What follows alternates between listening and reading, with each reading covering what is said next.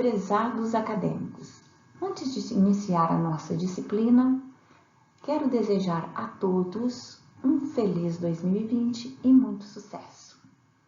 A nossa disciplina é intitulada Administração aplicada à Engenharia de Segurança do Trabalho e a seguir será falado um pouco a respeito dos objetivos e o porquê, a importância dessa disciplina no curso de Engenharia de Segurança do Trabalho. Apesar de atualmente no mundo as instalações ofereçam condições e tecnologia voltadas à segurança e saúde no trabalho, a competitividade do mercado acaba tirando o foco dos gestores em relação às efetivas ações e cuidados que devem ser observados nos ambientes de trabalho. Em resumo, não percebem os danos aos quais os expõem, bem como ao meio ambiente e à comunidade. Mas a busca pela liderança, controle econômico e desenvolvimento precisa estar também relacionada ao bem-estar do ser humano. Por isso, de modo geral, sejam as empresas públicas ou privadas, é indispensável o estabelecimento de sistemas de gestão ou de administração para ajudar ou solucionar questões relativas à qualidade, responsabilidade social, segurança e saúde ocupacional, que é o nosso foco, oferecendo aos trabalhadores condições salubres e bem-estar. Conforme a OSAS, cuja melhor tradução é Série de Avaliação de Segurança e Saúde Ocupacional, a segurança e a saúde ocupacional ela pode ser proporcionada por informações interrelacionadas utilizadas para definir, executar e alcançar políticas e objetivos conforme atividades de planejamento, procedimentos, responsabilidades, práticas e recursos, e isso pode ser feito através dos sistemas de gestão. Em relação ao Brasil, é verificado que são aplicados nas empresas modelos de gestão para atender especificamente às normas regulamentadoras do Ministério do Trabalho e da Previdência Social. Então, o objetivo dessa disciplina é uma reflexão sobre o papel da administração adotada, bem como análise da organização empresarial em seus aspectos básicos construtivos e de relacionamento, além do estudo dos sistemas de gestão e indicadores de segurança. Então, essa nossa primeira unidade será focada na teoria geral da administração, princípios da administração, habilidades, competências e papéis dos administradores e os desafios da administração como um pontapé inicial para nosso estudo de gestão, de sistemas de gestão visando a segurança e saúde ocupacional. Antes de começar a unidade 1, vamos ver os objetivos da disciplina e a ementa de acordo com o projeto pedagógico.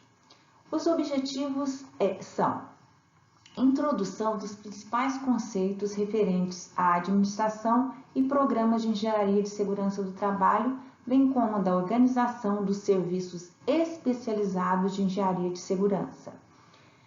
E os objetivos estão incluídos na ementa.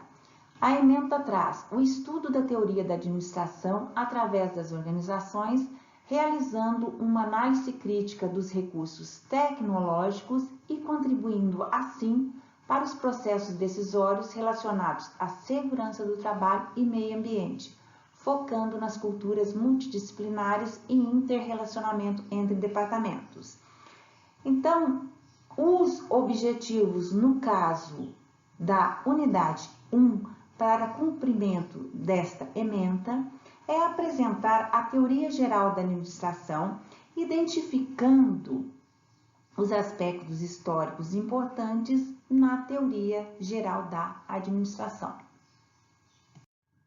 A unidade 1 foi dividida em 8 tópicos. O primeiro tópico ele é relacionado à teoria geral da administração. Vão ser apresentados conceitos e definições, a teoria geral da administração, um resumo da teoria. Depois passaremos para os níveis de administração com as habilidades, competências e papéis do administrador e depois os desafios da administração, verificando a necessidade de ética, visão, diversidade cultural e treinamentos na administração. E por fim serão apresentadas as atividades da unidade 1, bem como a bibliografia usada.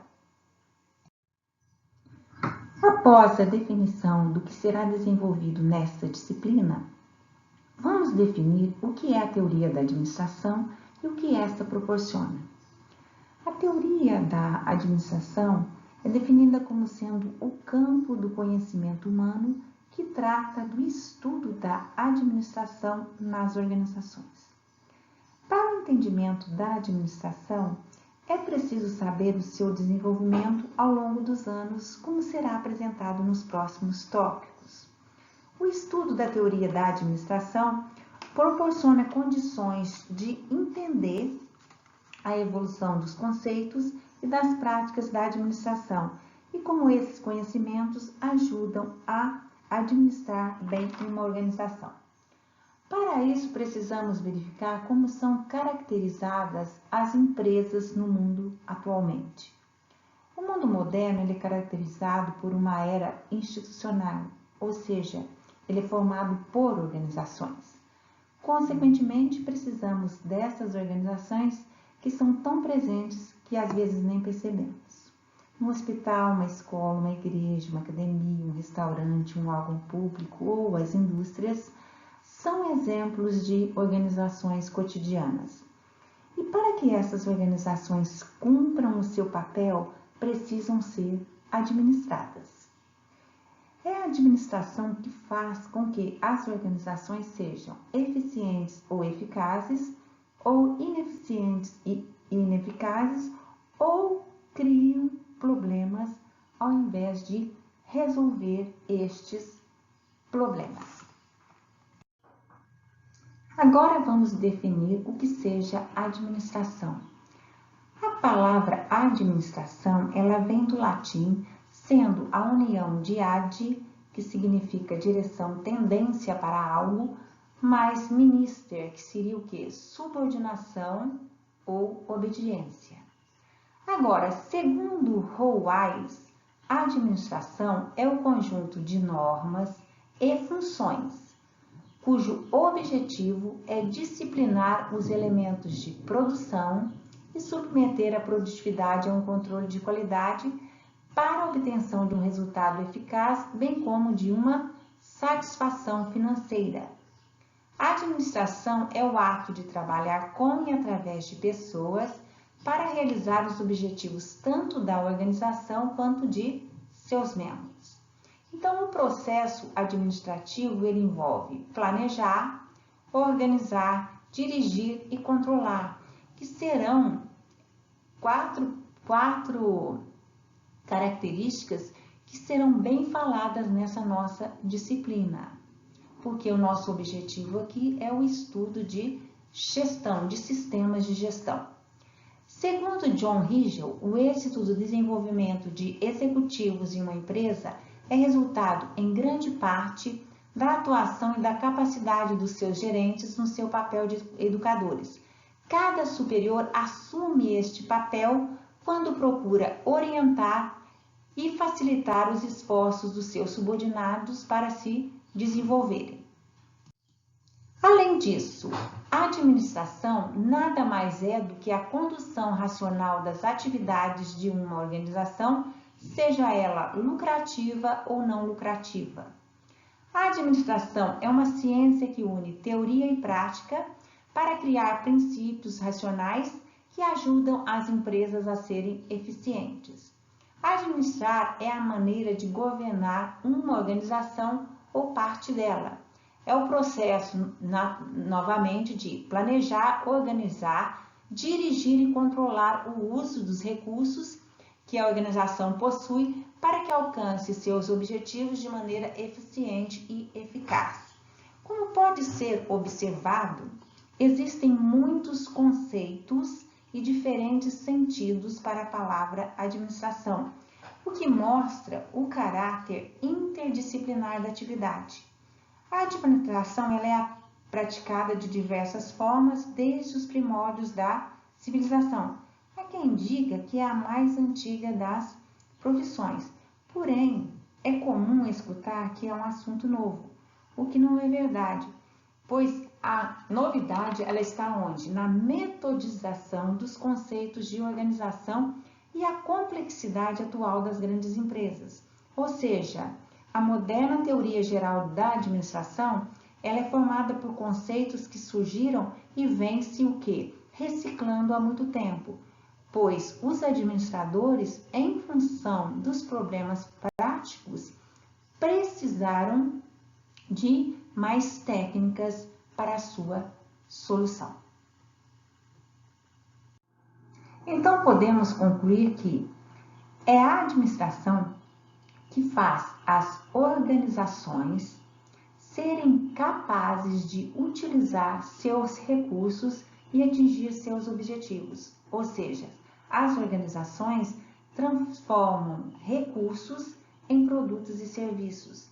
Em termos práticos, deve-se pensar na administração, possibilitando pessoas utilizando recursos para produzir bens e serviços para manter o quê? A movimentação das pessoas e da sociedade.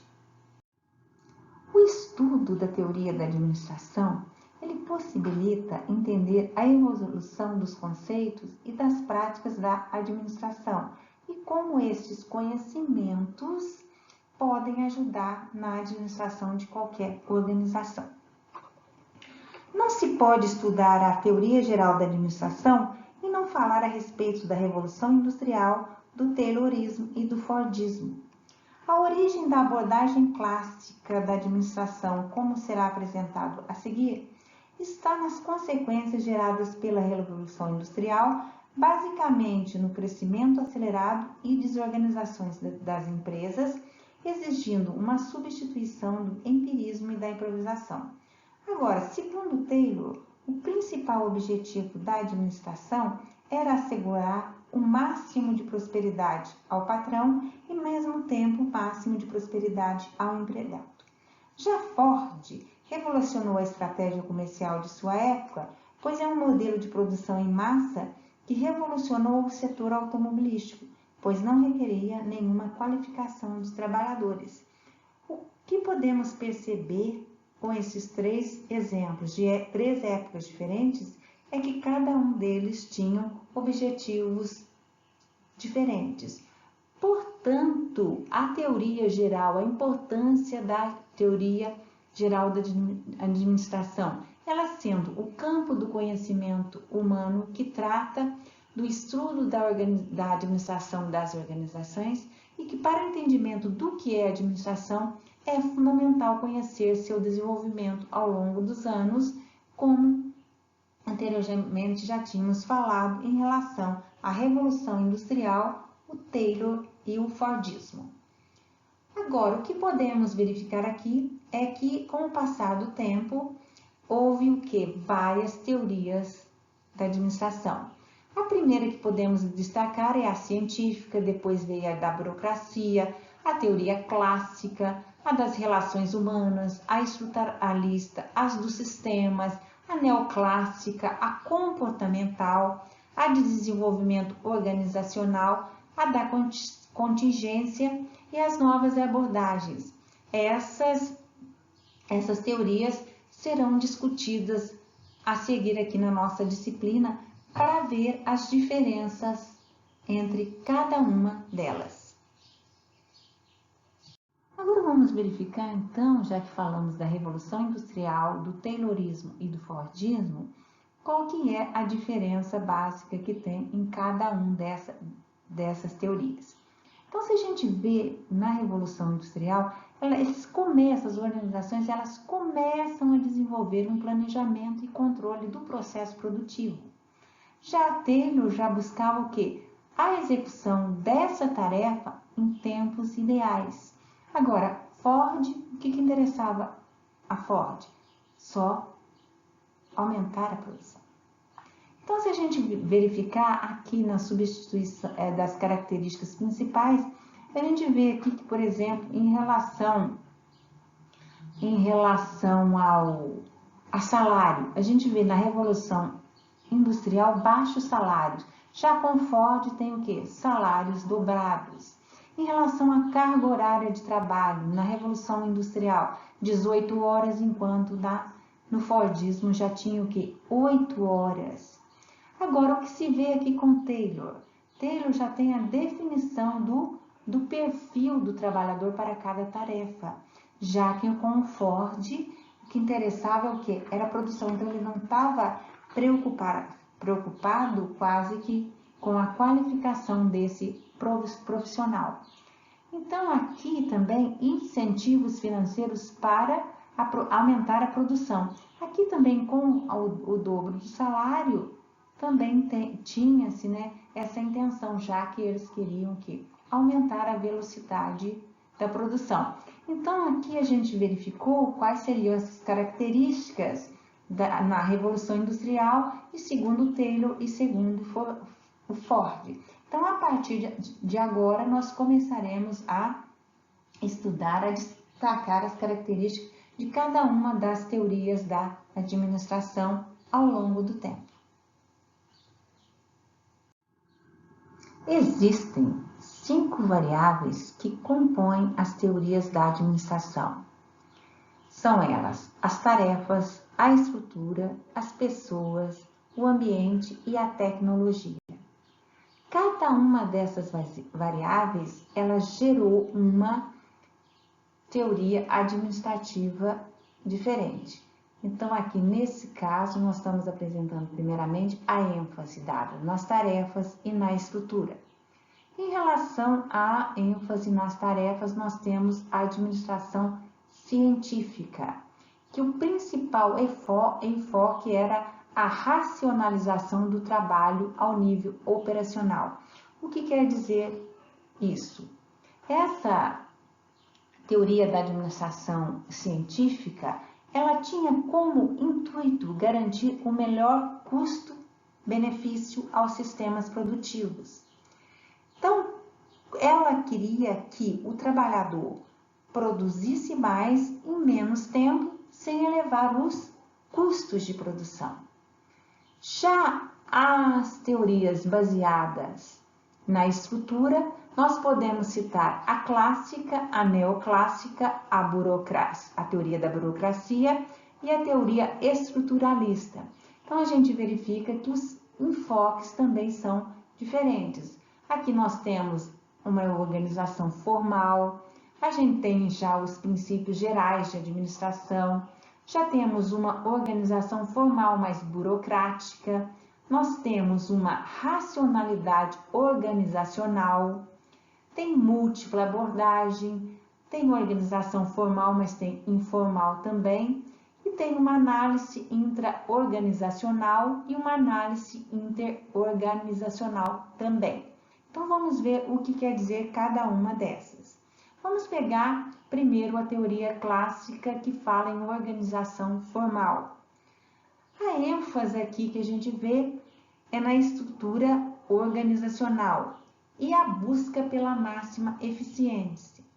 Como ela tinha incentivos materiais e salariais e excessiva unidade de comando e responsabilidade, ela foi muito criticada.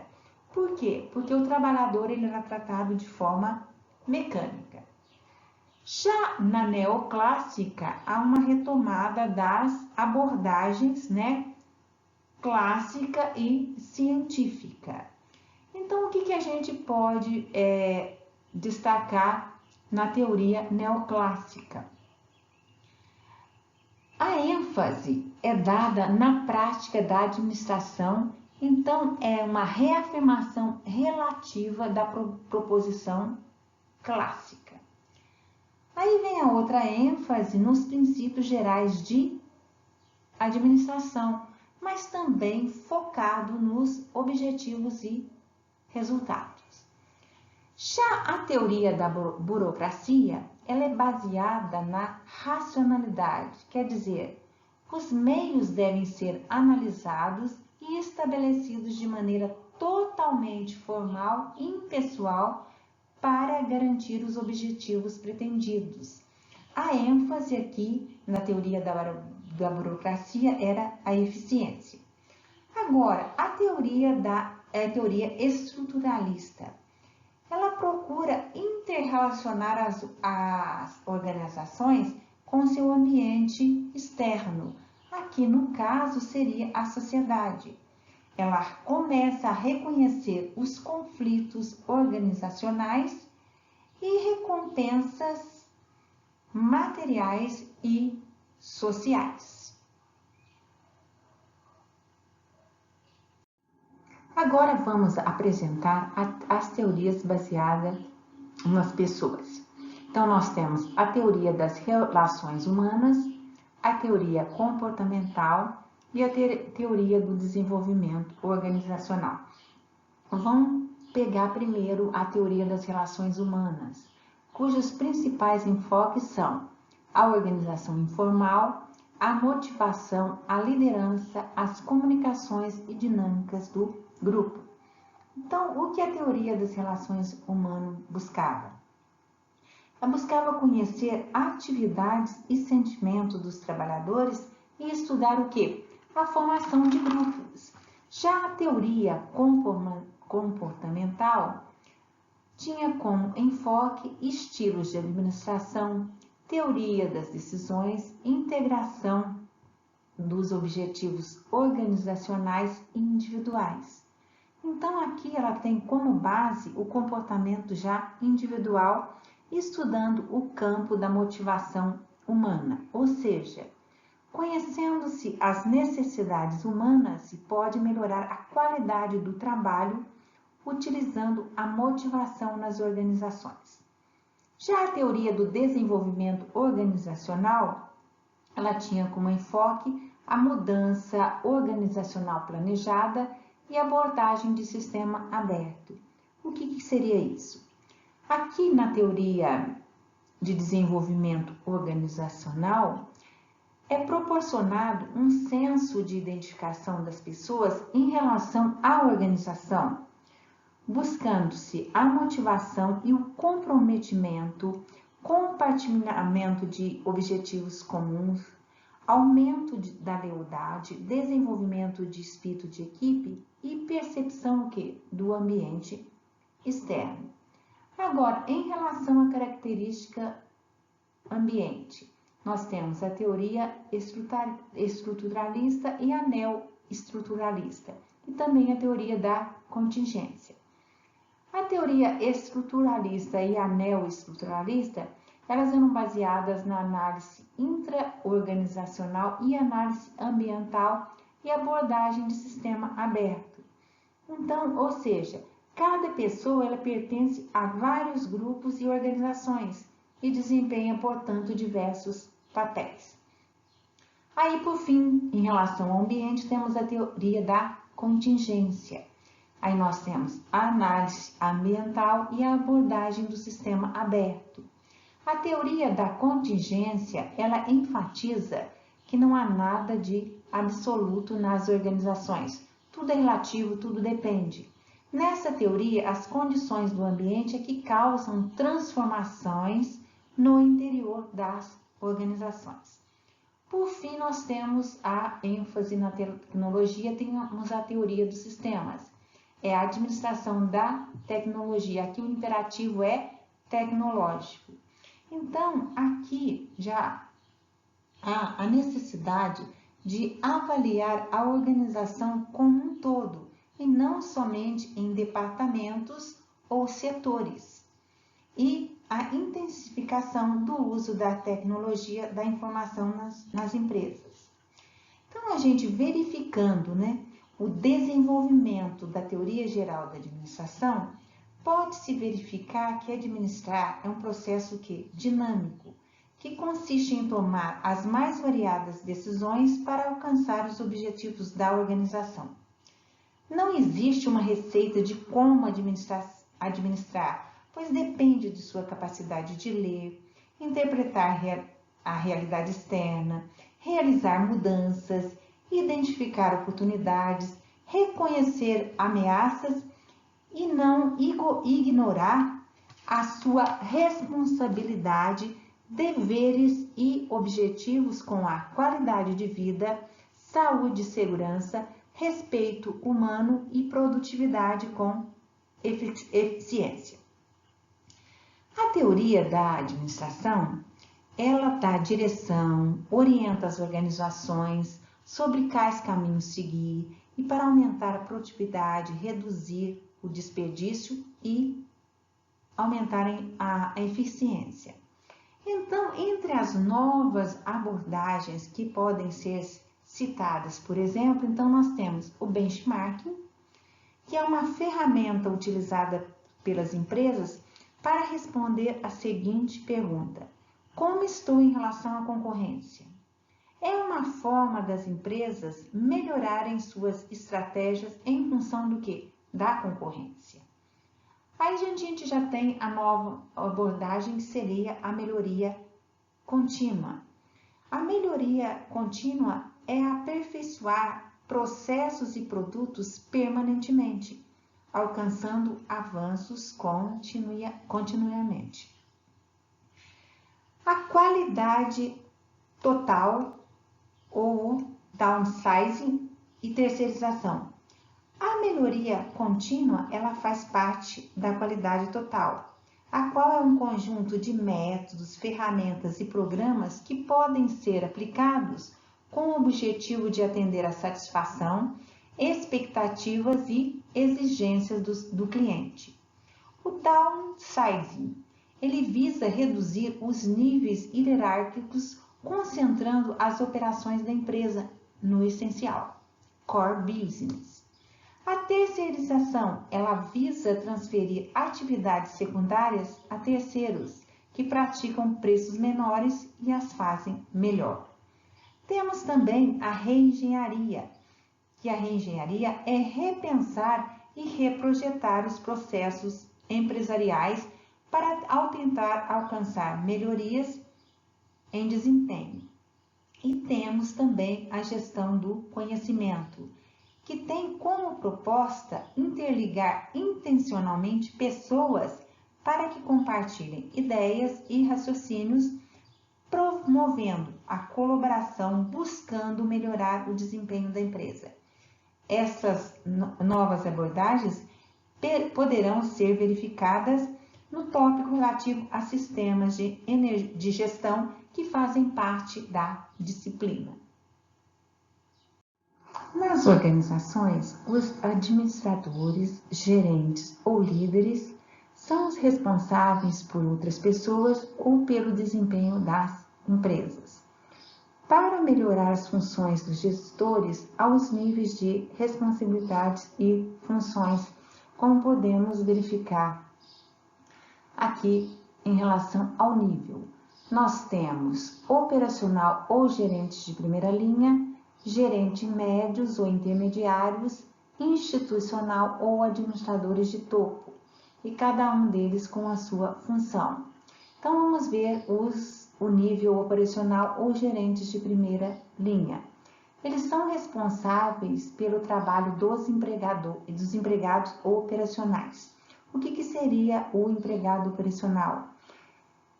É o empregado cuja função está diretamente relacionada com a prestação de serviços. Normalmente são tarefas técnicas e práticas, como a produção de bens. E esses gerentes, eles não fazem a supervisão de outros administradores. Já os gerentes médios ou intermediários, eles são responsáveis por outros gerentes e algumas vezes por uns empregados operacionais. E temos o institucional ou administradores de topo. E tem que ser verificado que essas denominações, elas dependem de uma organização para outra.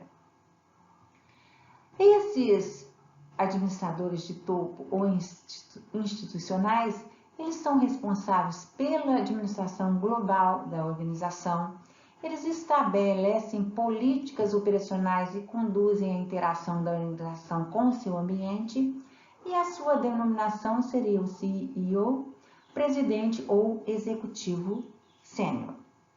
Além dos níveis da administração como apresentado, os gestores eles também podem ser classificados nas organizações como o administrador funcional ou administrador geral. O funcional ele tem por função coordenar pessoas em um mesmo conjunto de atividades. Por exemplo, o engenheiro financeiro ou o gerente de produção. Já o geral, ele tem a supervisão de atividades em uma empresa, uma subsidiária ou uma divisão de uma grande empresa.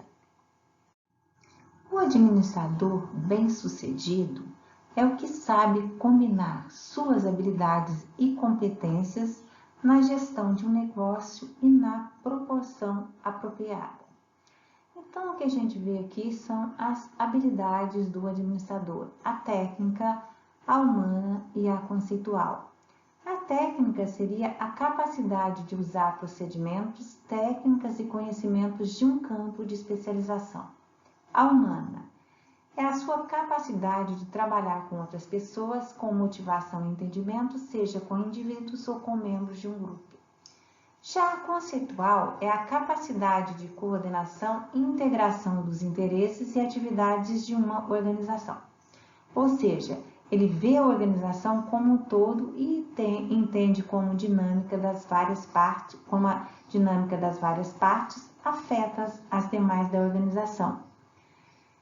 Então, todo administrador ele precisa dessas três habilidades, mas a sua importância ela depende do nível do administrador na empresa.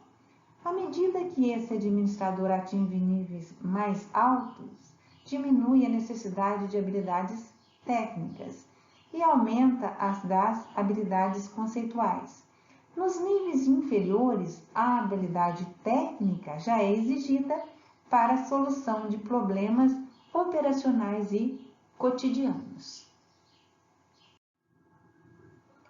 Agora, vamos falar em relação às competências do administrador. As habilidades do administrador, elas requerem o quê? Competências pessoais específicas. Agora, o que seria competência? Competência é um atributo de um indivíduo ou de uma organização para realizar o quê? Uma determinada atividade. Para então ser bem-sucedido, o administrador precisa desenvolver as seguintes competências. Então, ele tem que ter conhecimento, ou seja, ele tem que saber. Ele tem que ter perspectiva, então ele tem que saber fazer. E ele tem que ter atitude, ele tem que saber fazer acontecer. Então, o que seria o saber, o que seria o conhecimento? Ele tem que possuir ideias, experiências e aprendizagem. Então, ele tem que buscar informações, se manter atualizado e reciclar o que? Constantemente, principalmente no mundo atual. Agora, saber fazer, capacidade de aplicar o conhecimento. Então, ele buscou informações, se manteve atualizado, se reciclou. Então, ele tem que aplicar esse conhecimento adquirido. Aplicar o conhecimento prático para a solução de problemas e situações, já que ele possui experiência.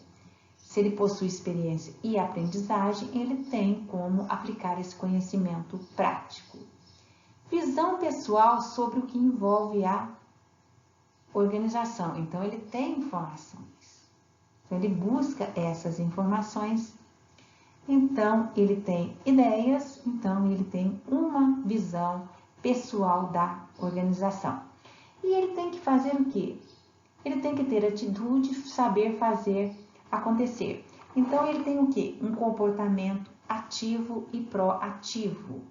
Então, ele tem que ter a capacidade de aplicar o conhecimento. Então, ele tem que mandar fazer, ou então fazer o que sabe. Dar ênfase, então, na ação e no fazer acontecer. Espírito empreendedor e de equipe. Então, ele tem que lidar com o quê? Com todos indistintamente nas organizações. E ser o quê? Um líder. Ou seja, ele tem que saber fazer acontecer. Então, aqui nós temos um resumo das habilidades e competências dos administradores. Então, como já foi falado, as habilidades técnicas, a humana e a conceitual. E como competência, como foi verificado, nós temos o conhecimento, a perspectiva e a atitude, que são fundamentais para os administradores, como já falado. Os administradores nas organizações, ele tem por função planejar, organizar, controlar e liderar. O que seria planejar? Planejar é definir metas, como será alcançado, o que será necessário e definir o futuro da empresa. Organizar. Após as metas serem traçadas, vem a etapa da definição do que será feito, como será feito, com quem a pessoa deve se relacionar e o que é preciso para a execução da tarefa. Liderar. Aí é a hora de distribuir tarefas e metas para alcançar ou ultrapassar o que for estabelecido.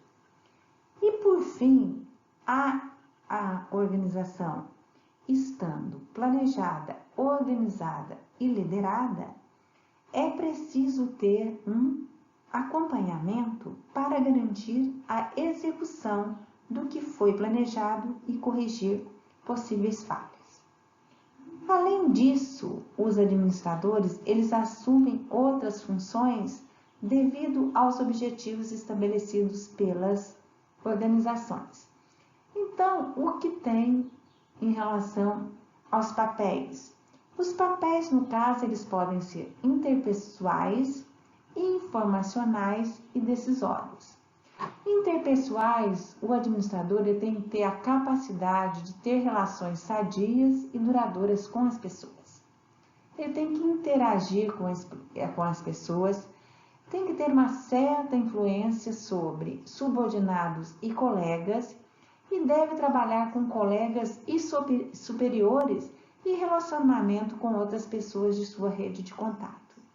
Além disso, o papel informacional. A capacidade de obter, processar e divulgar informações. Desempenhar atividades para manter e desenvolver a sua própria rede de informações. Troca de informações com pessoas dentro e fora das organizações. Trabalhar e transformar a informação em algo diferencial para a organização. E, por fim, os papéis decisórios. Tomada de decisões, fazer escolhas ou opções utilizando as habilidades humanas e conceituais. Fonte relevante de informações, as quais aumentam as chances de uma decisão acertada. Agora, o papel, como é que seria o papel de um administrador em um ambiente incerto e turbulento? Aí é que vem a capacidade de inovação como gestor. Os gestores eles precisam enfrentar desafios e surpresas, reconhecendo o papel apropriado para cada situação, além de manter a flexibilidade para trocar de papel quando necessário. A administração continua cada vez mais presente no mundo moderno. E por isso, o administrador tem que estar atento a eventos presentes e passados, bem como a previsões futuras. Então, as mudanças no mundo contemporâneo desafiam os gestores em meio a um cenário de ambiguidades e incerteza, as quais podemos listar. A competição. Então, ele tem que enfrentar a competição estrangeira devido à globalização. Ele tem que pensar além das preocupações locais e imediatas.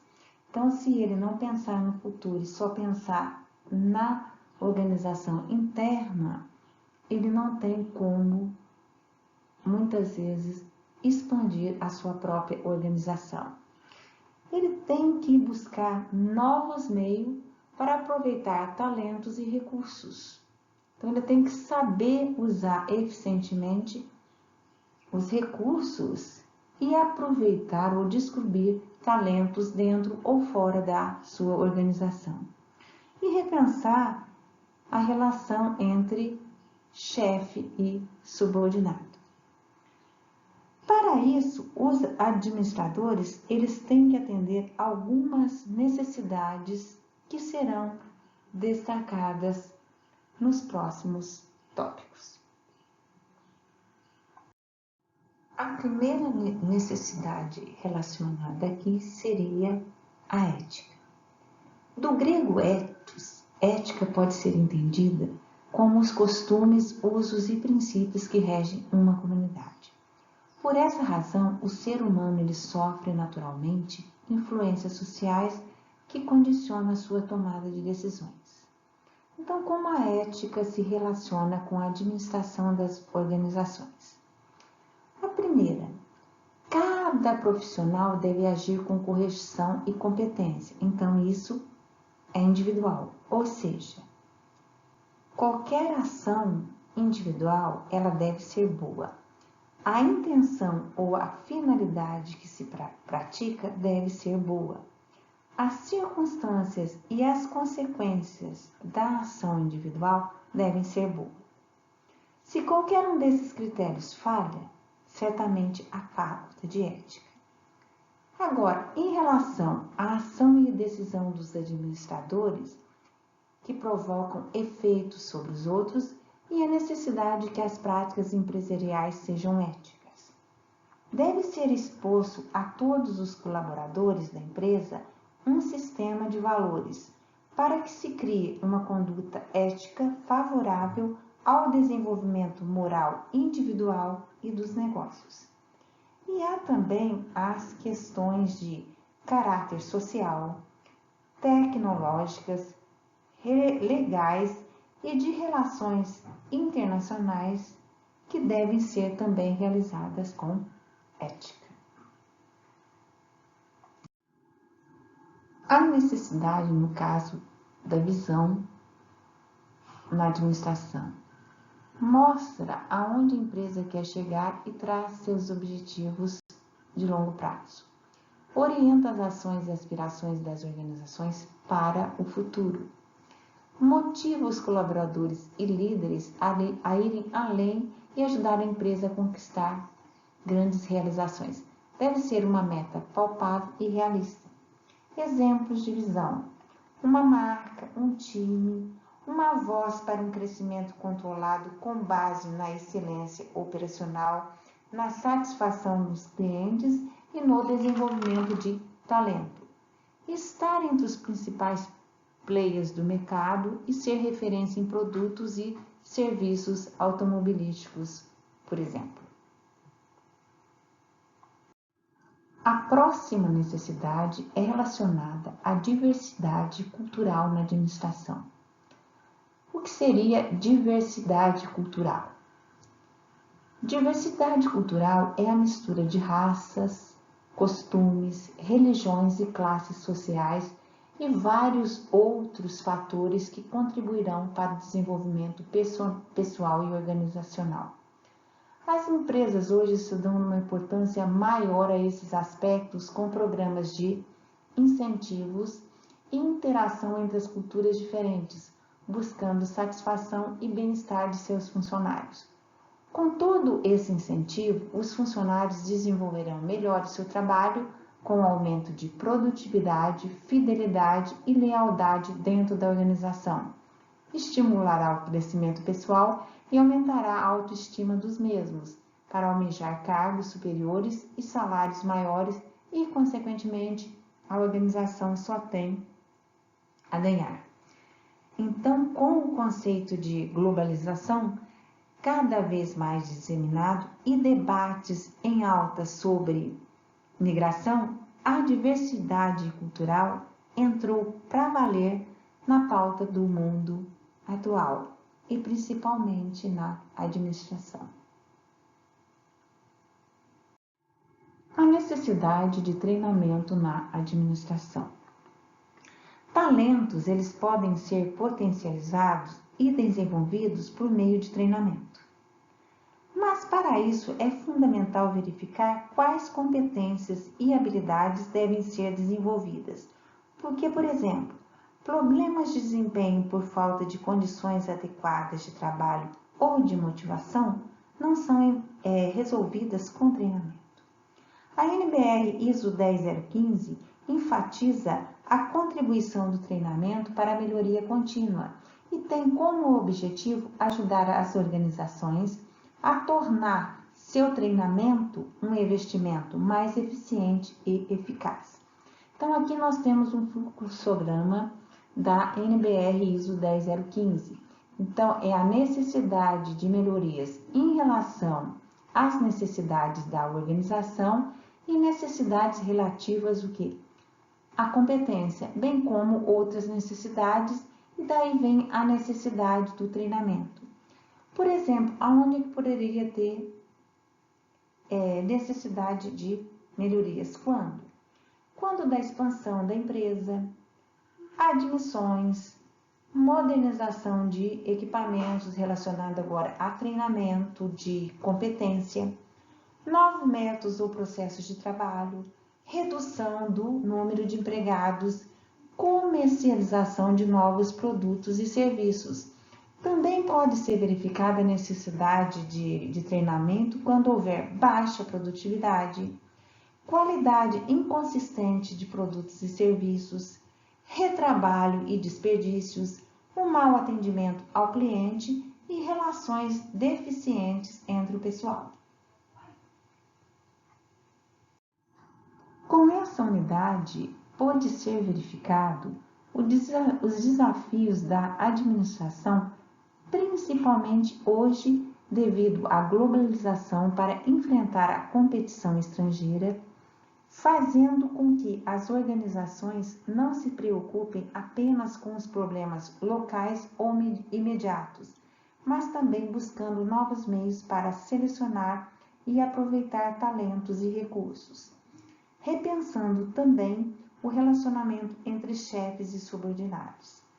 Para tanto, as características que norteiam as atividades e necessidades do administrador devem passar pela utilização de ferramentas e ações claras. O planejamento se torna indispensável. As verificações, os acompanhamentos, a supervisão para se obter maior precisão nas decisões e resultados são e sempre serão passos importantes para os administradores. E com isso, vocês estão aptos a realizar as atividades relativas à unidade 1, que seria uma reflexão e escrever sobre a questão relativa se a motivação nas empresas é fundamental e basta em tempos de crise. De que forma a motivação ajuda ou não no desempenho dos funcionários e gera resultados para as organizações. A segunda atividade é a relativa a um fórum temático. Assistir e comentar o vídeo, tomando como base os tópicos estudados nesta unidade. Bons estudos!